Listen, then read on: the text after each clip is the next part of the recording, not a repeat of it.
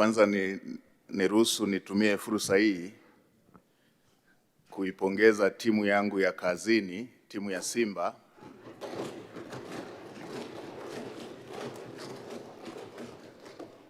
kwa ushindi walioupata kwa mbinde jana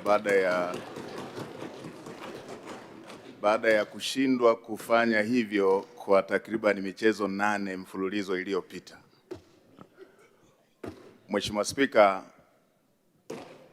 baada ya kusema hayo, nimpongeze Mheshimiwa mbunge kwa kulileta swali hilo, na ameendelea kuwa mtetezi wa wananchi wake wa Ushetu pamoja na vijana wengine wa Kitanzania. Mheshimiwa Spika, ni kweli kumekuwepo na baadhi ya maeneo kuwepo kwa mirundikano ya vyombo vya moto zikiwepo pikipiki ambazo zimekamatwa kwa makosa mbalimbali. Mheshimiwa Spika, tuna mafungu mawili katika jambo lile ambalo Mheshimiwa mbunge amelisema. Vipo vyombo vya moto zikiwepo pikipiki ambazo zimekamatwa kwa ajili ya makosa makubwa ambayo yamehusisha uhalifu wa kutumia silaha ama makosa mengine yanayohitaji chombo husika kushikiliwa kama sehemu ya ushahidi, mfano chombo kilichobeba madawa ya kulevya, chombo kilichobeba wahalifu waliofanya uhalifu wa kutumia silaha, ama chombo ambacho kimeshiriki katika makosa mengine makubwa kama ya ubakaji ama mauaji. Mheshimiwa Spika, kwenye makosa haya ya kundi hili la makosa makubwa tumeweka sheria ya kushikilia vyombo hivyo ili viweze kutumika katika taratibu za kiuchunguzi na za kiushahidi kwa kuzingatia sheria zetu za makosa hayo makubwa. Mheshimiwa Spika, nikubaliane na Mheshimiwa mbunge kwenye upande wa makosa haya madogo madogo. Mheshimiwa Spika, kama ambavyo waheshimiwa wabunge watakumbuka, nilikopita katika ziara maeneo yote nilielekeza kwamba vyombo vinavyotumika kwa kazi ya vijana wetu wa Kitanzania kujiletea kipato, ikiwemo bodaboda, bajaji, magari haya ya keri, magari ya biashara, kama limefanya kosa na tumejiwekea taratibu za sheria za hayo makosa na muhusika anatambulika, basi hivyo vyombo visitumike kushikiliwa, badala yake warudishiwe wahusika ili wakafanyie kazi na kupata fedha ambayo wanatakiwa walipe faini. Mheshimiwa Spika, kwa sasa Watanzania wengi wako na vitambulisho vyao vya taifa, wanafahamika na vyombo vyao vimesajiliwa, wamiliki wao na wanaoviendesha wanafahamika. Hakuna ulazima wa kushikilia chombo hicho badala ya kujikita kwenye utaratibu ambao tumejiwekea wa faini, na tumeweka muda ambao aliyefanya kosa anapaswa kuwa amelipa. Mheshimiwa Spika, nitumie bunge lako tukufu kuelekeza tena, mahali popote ambapo kuna vyombo vya moto bado vimeshikiliwa na havijafanya makosa yale ya kundi la kwanza nililosema la makosa makubwa ya uhalifu, mauaji, nyara za serikali, ubakaji, madawa ya kulevya, makosa mengine yote ya faini, vyombo vya moto visishikiliwe, badala yake wahusika watakiwe kulipa faini wakiwa na vyombo hivyo ambavyo ni vitendea kazi vya kufanyia kazi, kila moja aendelee na kazi. Mheshimiwa Spika, utakumbuka Mheshimiwa Rais alielekeza serikali kupitia upya sheria zile za masuala ya faini. Utakumbuka faini zilikuwa kubwa sana. Mheshimiwa Rais akasema faini sio chanzo cha mapato, tunarekebishana, tunasahihishana, wekeni faini ambayo itakuwa na sura halisi kwamba hii si chanzo cha mapato. Na utakumbuka Mheshimiwa Spika, bunge lako tukufu likapunguza faini zile ambazo zilikuwa zinatozwa kwa bodaboda, bajaji na maeneo mengine ili kuweza kuhakikisha kwamba zinakuwa faini zinazoweza kulipika. Mheshimiwa Spika, nitoe rai pia kwa vijana wetu wa Tanzania kutokutumia hii kama fursa ya kufanya makosa. Makosa mengine yanahatarisha uhai wa Watanzania wengine, ikiwemo wale wanaobebwa kama abiria. Kwa tuendelee kuchukua tahadhari tunapotumia vyombo hivyo vya moto, kwa sababu vinatugharimu maisha, na sehemu zingine, maeneo mengine, vinasababisha ulemavu kwa wananchi, tena wanaotegemewa katika familia zao, ulemavu ambao hautibiki. Asante Mheshimiwa Waziri Mkuu. Mheshimiwa Doto Johnson Bahemu. Asante sana Mheshimiwa Spika kwa kunipa nafasi. Na mimi naomba nimpongeze Mheshimiwa Waziri Mkuu kwa jinsi anavyotatua kero za wananchi. Wananchi wengi sasa hivi wanaamini kwamba kero zao wakifika kwako zitaisha, na hata kule Ngara wanakusubiri kwa hamu Mheshimiwa Waziri Mkuu. Sasa Mheshimiwa Waziri Mkuu, swali langu ni kwamba kumekuwa na malalamiko ya muda mrefu yanayoelekezwa kwa Jeshi la Polisi kuchelewa kufanya uchunguzi katika mashauri mbalimbali, hali ambayo inapelekea mashauri yale kushindwa kufanyiwa maamuzi na vyombo kama mahakama na vyombo vinginevyo. Lakini inasababisha pia wananchi wengine kuchelewa kupata haki zao. Lakini Mheshimiwa Waziri Mkuu, kwa siku za karibuni tumeshuhudia kuna baadhi ya mashauri yaliokuwa yanasababishwa na watu waliokuwa wakizua taharuki katika mikoa mbalimbali ndani ya wiki 2-3 nyuma zimepita. Lakini Jeshi la Polisi lishuhudia jinsi ambavyo lilikuwa linawakamata wale watu, na haraka sana walikuwa wanashtakiwa na hukumu ilikuwa inatoka mapema sana. Kwa uchunguzi ulikuwa ni haraka sana. Sasa swali Mheshimiwa Waziri Mkuu, kwa nini Jeshi la Polisi lisitumie mbinu ambazo wametumia katika mashtaka ya majuzi ambayo wamechukua muda mfupi sana kuyachunguza, ili yale mengine ambayo yanachukua muda mrefu yaweze kupatiwa hukumu ya haraka? Mheshimiwa Waziri Mkuu, asante sana. Mheshimiwa Waziri Mkuu. Mheshimiwa Spika, nimpongeze pia Mheshimiwa mbunge, Mheshimiwa Doto, mbunge wa jimbo la Ngara, kwa swali lake zuri ambalo linalenga kuwasaidia Watanzania wanapokuwa na masuala yanayohusisha masuala ya upelelezi, uchunguzi, kuweza kukamilika haraka ili waweze kujua hatima yao. Mheshimiwa Spika, ni kweli kumekuwepo na malalamiko kama hayo, na Mheshimiwa Spika, kama utakumbuka, Mheshimiwa Rais aliunda tume ya haki jinai ambayo ilifanya kazi yake nchi nzima, ikikutana na wadau mbalimbali ambao walielezea pia kuguswa kwao na masuala ya upelelezi kuchukua muda mrefu.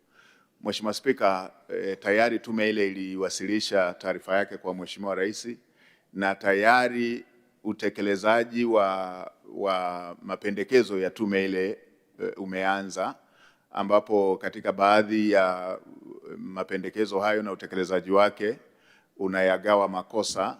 Katika baadhi ya makosa ambayo ni makosa madogo madogo, yanatakiwa upelelezi ufanyike kwanza, Mheshimiwa Spika, kabla ya mtuhumiwa kukamatwa, na atakapokamatwa basi kiwe kimeshajulikana kile ambacho kinamhusu. Lakini la pili, kuna mapendekezo ambayo yamesemea kwa makosa makubwa basi upelelezi usizidi siku 90, ufanyike ndani ya siku 90. Mheshimiwa Spika, yapo baadhi ya maeneo ambayo tumeshafanya marekebisho ya sheria, na yapo maeneo mengine ambayo tunaendelea na taratibu za kiserikali na za kibunge za kuweza kubadilisha sheria, na bahati nzuri mwanasheria mkuu wa serikali yupo. Kwa hiyo yapo ambayo yameshafanywa marekebisho ya sheria, na yapo ambayo yako kwenye taratibu za kufanywa marekebisho ya sheria. Mheshimiwa Spika, tofauti na jambo la hivi majuzi ambalo Mheshimiwa mbunge amenukuu, lililokuwa linahusisha taharuki iliyokuwa inajitokeza, yenyewe ushahidi wake ilikuwa rahisi, kwa sababu ilikuwa unaona aliyesema, unaona aliyesemwa, mkihakikisha haichukui dakika, mnajiridhisha kwamba kilichosemwa ni uongo na ni kuzua taharuki, basi hatua zinachukuliwa. Hata hivyo, Mheshimiwa Spika, kufuatana na kazi kubwa ya tume iliyofanywa na Mheshimiwa Rais, tume ya Mheshimiwa Rais iliyotumwa na ikafanya kazi kubwa, na ambayo nimesema sheria zingine zimesharekebishwa na zingine zinaendelea kurekebishwa, ni dhahiri kwamba tunakokwenda tutaendelea kupunguza na pengine kuyamaliza kabisa malalamiko haya yanayojitokeza. Nitoe rai kwa vyombo vyetu ambavyo vinatengeneza tasnia ile ya haki jinai kujikita kufanya majukumu yao kwa weledi, kwa kuzingatia sheria ambazo zimetoa uelekeo huo wa kufanya kazi katika maeneo yao hayo ya kiupelelezi na kiuchunguzi na pengine na taratibu za kimahakama ili kuweza kuhakikisha kwamba jambo hili ambalo Mheshimiwa mbunge amelisema halijirudirudi. Mheshimiwa Spika, kama nchi tumeshapiga hatua mpaka sasa kwa sababu tumeweza kuautomate ofisi yetu ya mwendesha mashtaka kwa DPP na mahakama na sasa tunaunganisha vituo vya polisi pamoja na magereza. Zamani mafaili yalikuwa yanatembea kwa mkono. Kwa sasa faili likiwa kwa DPP linaweza likaonekana kwenye mahakama zetu na movement zingine za wadau wote wa haki jinai. Kwa hiyo na yenyewe itapunguza ule muda ambao ulikuwa unapotea kwa kusubiria mafaili yatembee kwa mikono na vitu vingine vya aina hiyo. Asante. Mheshimiwa Engineer Johnson Mutasigwa. Asante Mheshimiwa Spika kwa kunipa nafasi ya kuuliza swali kwa Mheshimiwa Waziri Mkuu. Mheshimiwa Waziri Mkuu, napenda nikushukuru sana kwa kazi nzuri unazozifanya za kutatua changamoto za wananchi na Mungu akubariki sana.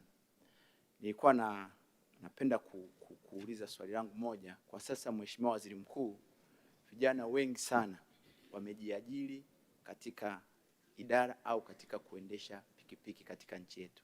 Wengi wanaendesha pikipiki au bodaboda au maguta. Na kama tunavyofahamu, kazi ya serikali ni kutengeneza mazingira rafiki kwa watu wote wanaojiajiri, especially katika vijana hao. Sasa Mheshimiwa Waziri Mkuu, nilikuwa napenda kuuliza, je, serikali ina mpango gani wa kuiwezesha sekta hii ya waendesha pikipiki maarufu kama bodaboda hii iweze kuwa sekta rasmi itakayoweza kuchochea uchumi na kuwa ajira inayotambulika ili iweze kukuza uchumi wa nchi yetu? Asante. Mheshimiwa Waziri Mkuu. Mheshimiwa Spika, na kushukuru kwa nafasi hii. Nimpongeze Mheshimiwa Johnson Mtasingwa mbunge wetu kwa swali zuri aliloliuliza. Kwanza niseme kwamba sekta ya bodaboda waendesha wetu wa pikipiki ni sekta rasmi inayotambulika na serikali. Na Mheshimiwa Spika, ukienda pale Ilala, waendesha pikipiki na mkuu wao wa wilaya Mheshimiwa Mpogoro wanasema, wanawaita hawa ni maafisa usafirishaji. Hii ni sekta iliyo rasmi na ni rasmi kwa sababu Mheshimiwa Spika, hii ni sekta ambayo inaajiri vijana wengi wa Kitanzania. Ni sekta inayotoa huduma ambayo inatambulika na kila Mtanzania na inawanufaisha Watanzania wote wa mijini na vijijini. Ni sekta ambayo inatumika mpaka kwenye shughuli pia za kiuchumi. Mheshimiwa Spika, ukienda siku hizi kwenye masuala ya kibiashara unakuta waendesha bodaboda wa maafisa usafirishaji ndio wanabeba fedha nyingi, wanapeleka kwenye kununua bidhaa, kwenye kudeposit benki na maeneo mengine. Kwa hiyo ni sekta ambayo ni kiungo muhimu katika uchumi. Lakini la pili, sekta hii inaandikishwa, kuna usajili wa chombo kinachotumika, usajili wa mmiliki, usajili wa anayeendesha, kuna leseni katika chombo chenyewe, leseni kwa anayeendesha. Lakini pia ni sekta ambayo imeunganishwa kwenye taratibu za mitaji, kwa maana ya vijana wetu hao wanaweza wakapata mikopo kwa ajili ya kuongeza mitaji katika sekta hii. Mheshimiwa Spika, kwa maana ya serikali kuitambua, inatambua kwamba hii ni sekta rasmi ambayo inachangia katika pato la taifa na inachangia katika utengenezaji wa ajira. Na Mheshimiwa Spika, zamani ilikuwa sekta ambayo wanaofanya kazi hizo wanachukuliwa kuwa ni vijana tu ambao walikuwepo mtaani, lakini sio hivyo. Kwa sasa ni sekta inayofanywa na watu wote, waliosoma na wasiosoma, wanaume kwa wanawake. Kwa ni sekta rasmi ambayo inafanya kazi kubwa ya kutoa ajira kwa vijana wa Tanzania. Na Mheshimiwa Spika,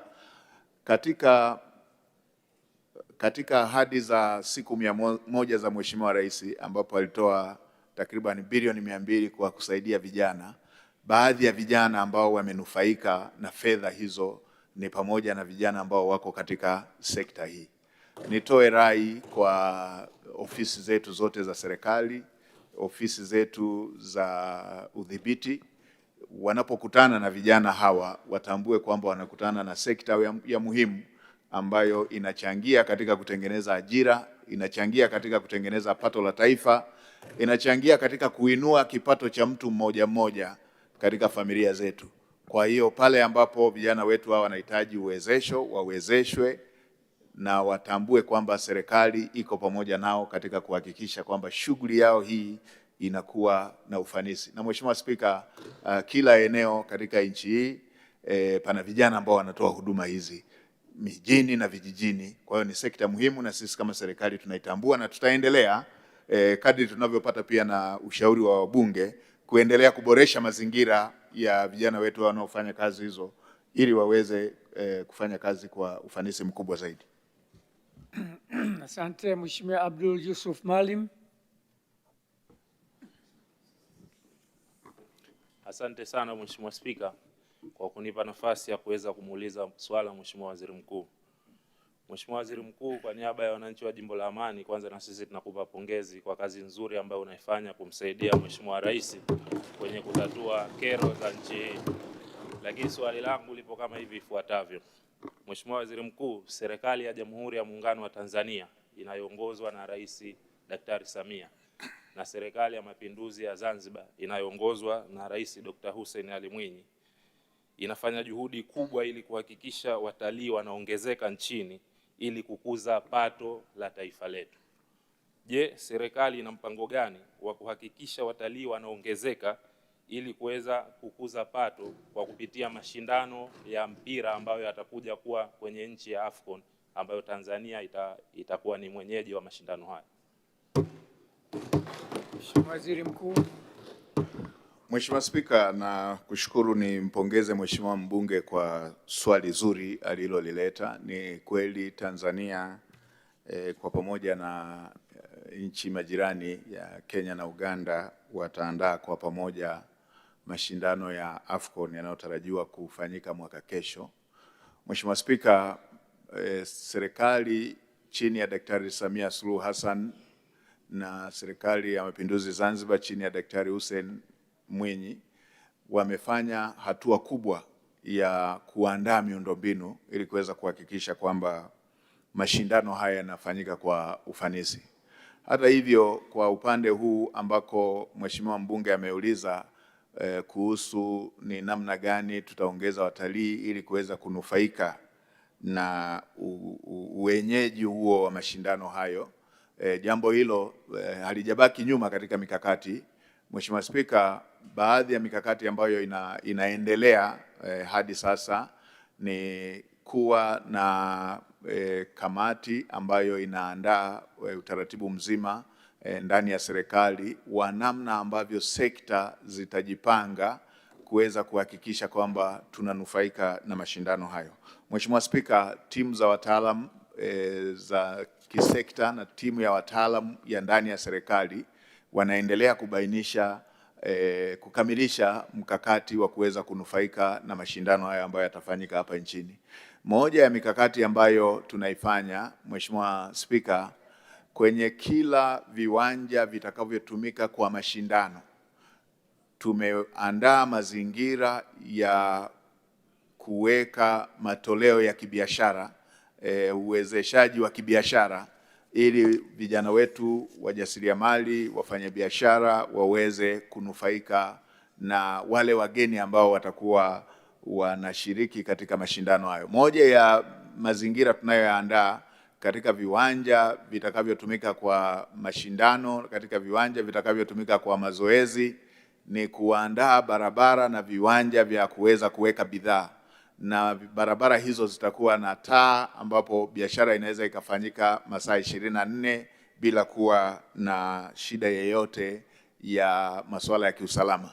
Lakini mbali na hilo, tunaendelea kuhamasisha bidhaa zetu ambazo ni bidhaa za asili na bidhaa zingine ambazo zinapatikana ndani ya nchi ziweze kuwa karibu na maeneo hayo ambayo wageni wetu watavutiwa waweze kunufaika nayo. Lakini kingine, tunaendelea kutangaza utalii. Mheshimiwa Spika, kama unavyojua tuna vivutio vingi tunaendelea kuvitangaza, na Wizara ya Maliasili na Utalii pamoja na Wizara ya Viwanda na Biashara na sekta zingine wanaendelea kutengeneza roadmap, wanaendelea kutengeneza bango kitita la vitu vyote vinavyoweza kupatikana na kutumia mawasiliano ya kimtandao, kwamba wale wageni ambao hawajaja Tanzania waweze kupewa package ambayo inaonesha akiwa kwenye mechi Arusha anaweza akatumia dakika ngapi na gharama kiasi gani kufika Ngorongoro, kwenye eneo ambalo ingemgharimu zaidi kama angekuja kwa ajili ya Ngorongoro peke yake,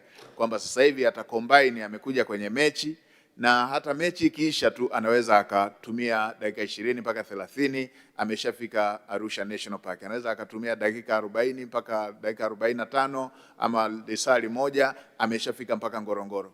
Na package hiyo itaelezea pia kwamba wakati anasubiria mchezo unaofuata anaweza akaunganisha kuanzia Arusha National Park akaenda Ngorongoro, na kutoka Ngorongoro anaenda mpaka Serengeti, jambo ambalo lingemhitaji safari nzima ya kutoka katika nchi yake kuja kwenda kwenye mbuga hiyo. Lakini pia package hiyo itaelezea kwamba ni siku hiyo hiyo anaweza akaona wanyama wa Serengeti, Ngorongoro, na siku hiyo hiyo jioni akaenda akapumzika katika beach zenye mchanga wa kuvutia kule Zanzibar. Lakini pia Wizara ya Maliasili na Utalii iko kwenye hatua za mwisho za kuandaa baadhi ya viwanja vya mazoezi ambavyo vitakuwa ndani ya hifadhi. Hifadhi ambazo ziko karibu kama ile ya Arusha, ambapo hakuna wanyama wakali wanaoweza kuhatarisha maisha ya wachezaji. Ni mbuga ambayo inaweza ikawa na viwanja vya mazoezi, kwamba wanafanya mazoezi huku wakiwaona wanyama.